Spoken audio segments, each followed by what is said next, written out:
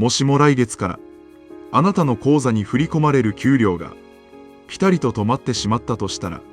あなたの家計は一体何ヶ月持つでしょうか。毎月決まった日に給料が入る生活を続けていると、その入金があることを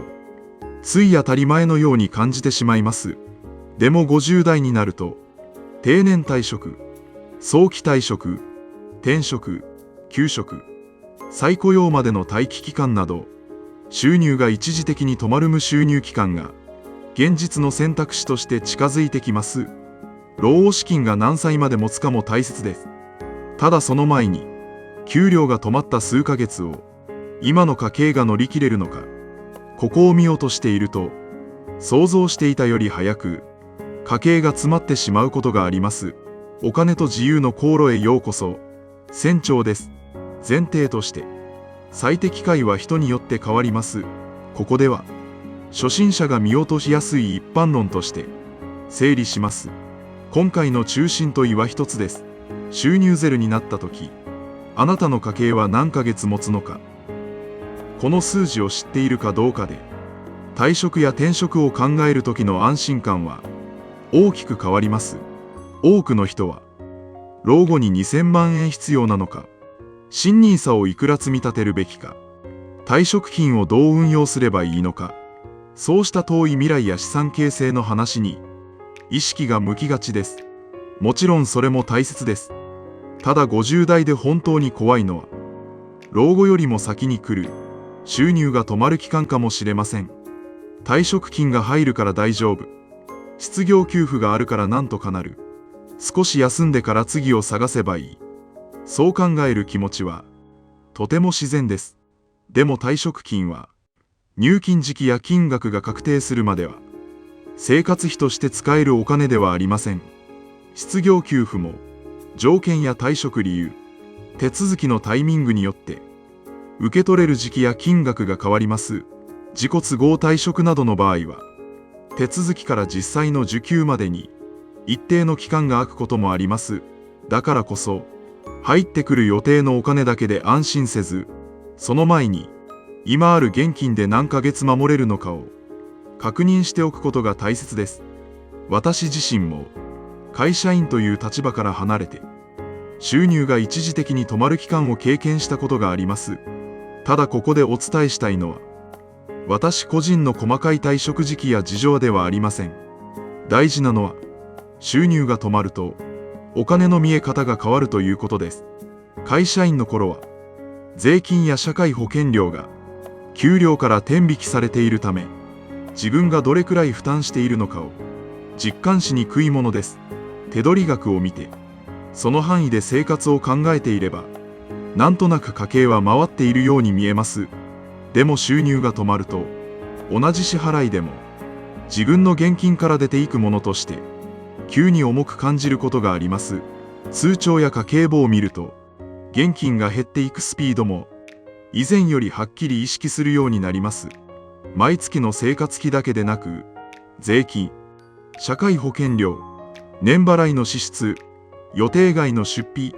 こうしたものが重なると、思っていたよりも早く現金が減っていくことがあります。だからこそ、投資しているお金とは別に、生活を守るための現金を分けておくことは本当に大事だと感じました。現金があるからこそ焦って投資資産を売らずに済む、この安心感は無収入期間を考える上でとても大きいと思います。ここでもう少しだけ現実の流れを具体的に想像してみます。給料が止まった直後はまだ大丈夫だと思いやすいものです。口座に残高があり、退職金や失業給付の見込みもあり、家計簿の数字だけを見ると数ヶ月はなんとかなるように見えます。でも1ヶ月目にはいつもの生活費が出ていきます。2ヶ月目にはクレジットカードの引き落としや保険料、通信、住宅費が続きます。そしてタイミングによっては住民税、健康保険料、年金関係の支払い、年払いの保険料などが重なります。この時に毎月の生活費だけで考えていた人ほど思ったより現金が減るのが早いと感じやすくなります。これはその人の管理が悪いという話ではありません。会社員の家計は天引きと定期収入を前提に自然と組み立てられているからです。給料が毎月入ってくると支払いがあっても次の入金で回復します。でも収入が止まると回復する入金がないまま支払いだけが続きます。この違いが無収入期間の家計に大きなプレッシャーを生むのです。ここで一度収入が止まっても続く支出を整理してみましょう。まず食費、日用品、光熱費、水道代、通信費、家賃や住宅ローン。これは多くの方が毎月の生活費としてなんとなく把握していると思います。でもそれだけでは足りません。退職や転職で収入が止まっても住民税や健康保険料、国民年金などの負担がすぐにゼロになるわけではありません。住民税や国民健康保険料は前年所得や自治体、加入している制度、扶養の状況などによって変わります。国民年金や健康保険の手続きもその人の状況によって変わります。具体的な金額や支払い時期はお住まいの自治体、年金事務所、ハローワークなどで必ず確認していただきたいところです。ここで大切なのは細かい制度名を覚えることではありません。給料が止まっても支払いは止まらないものがある。この前提で家計を見ることです。さらに見落としやすいのが年払いの支出です。固定資産税、火災保険料、自動車税、車検費用、年払いの保険料、家電の買い替え、冠婚葬祭、医療費。毎月ではない支出ほど普段の家計管理から抜け落ちやすくなります。でも無収入期間に重なると一気に現金を削る要因になります。毎月の生活費だけで計算すると家計の持久力を実際より長く見積もってしまうことがあります。ここが今回一番伝えたい注意点です。現金300万円あるから生活費が月30万円なら10ヶ月持つ、そう考えたくなります。でも実際には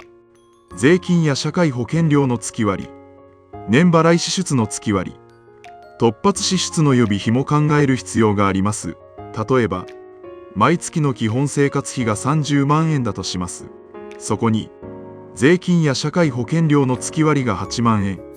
年払い支出の月割が4万円かかるなら、実際に出ていくお金のペースは月42万円です。さらに突発支出用に80万円を別に分けるとします。手元現金が500万円あっても自由に生活費として使えるのは500万円全額ではありません。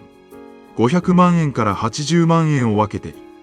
残り420万円を月42万円で割ると家計の持久力は約10ヶ月です。このように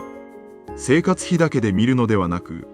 実際に出ていくお金のペースで見ることが大切です。では具体的にどう確認すればいいのか。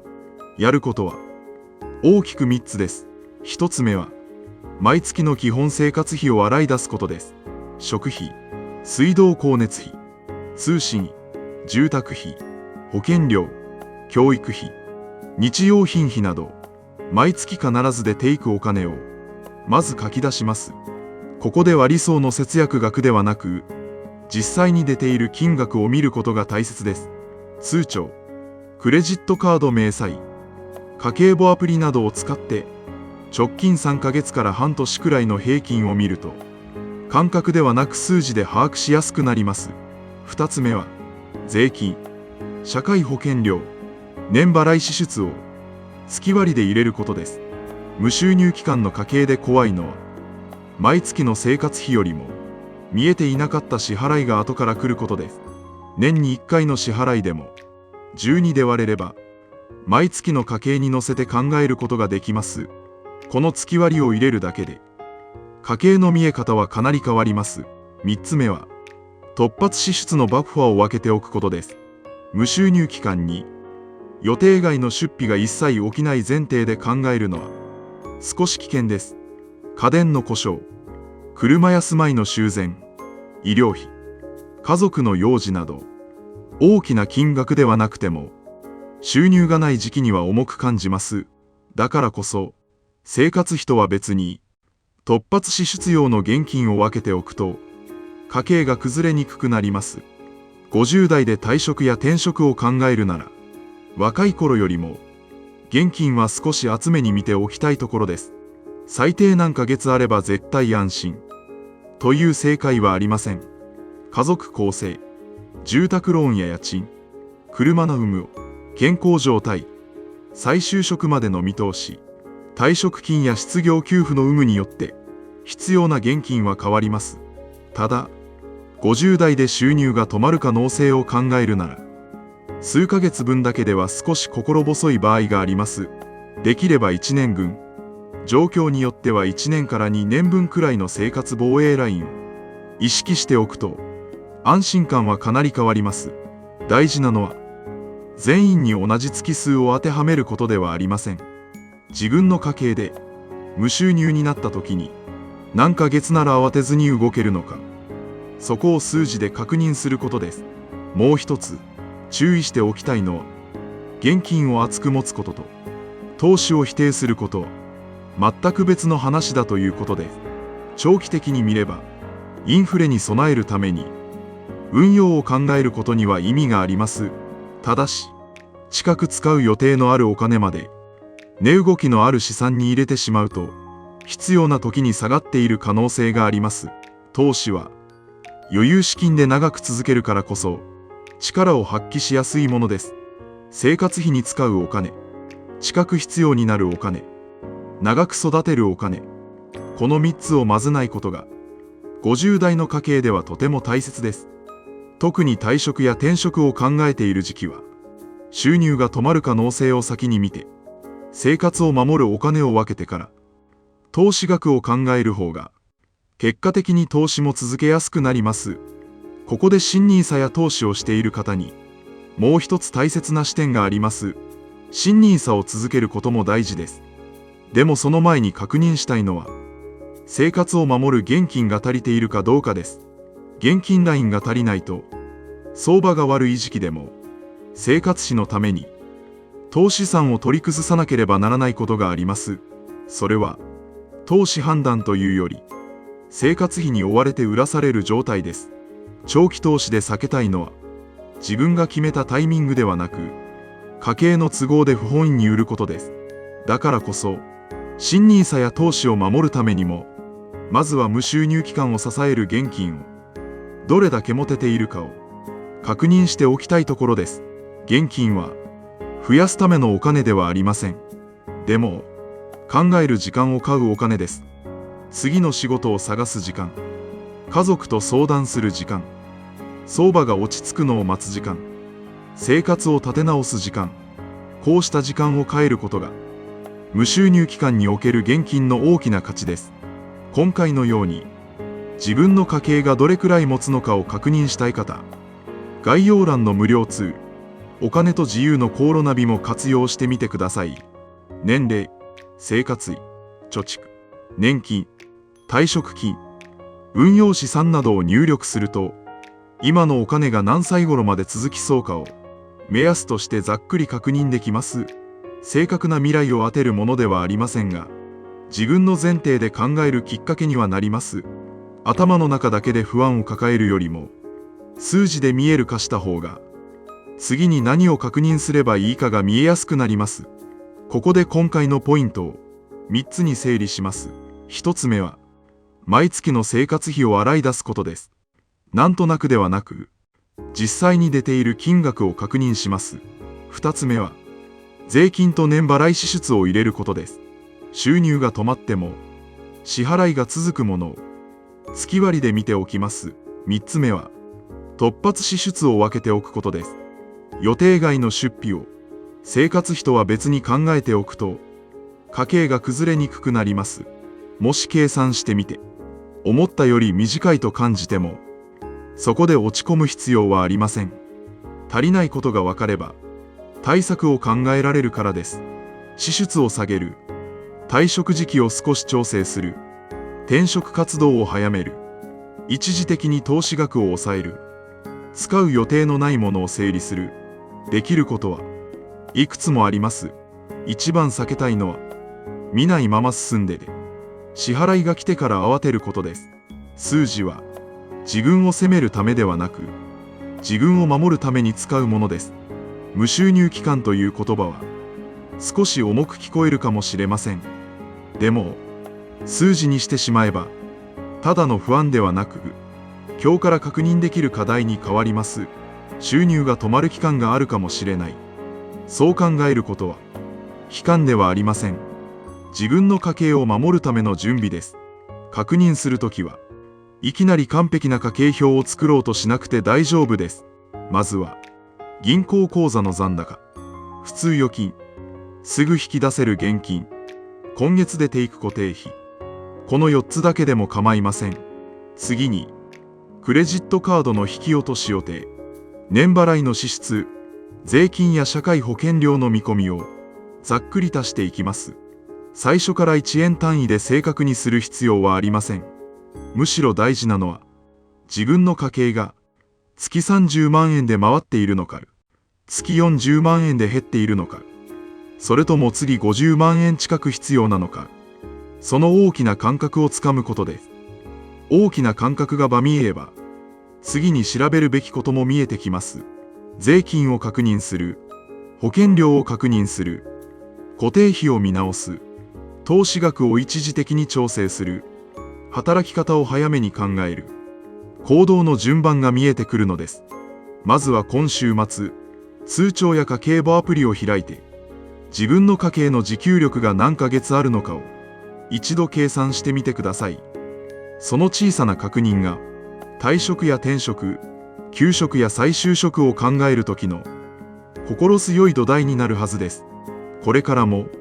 50代からのお金の不安を数字と現実に基づいて一緒に整理していきたいと思います。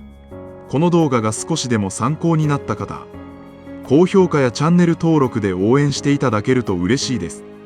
これからも一緒に確認していきましょう。それではまた次回の動画でお会いしましょう。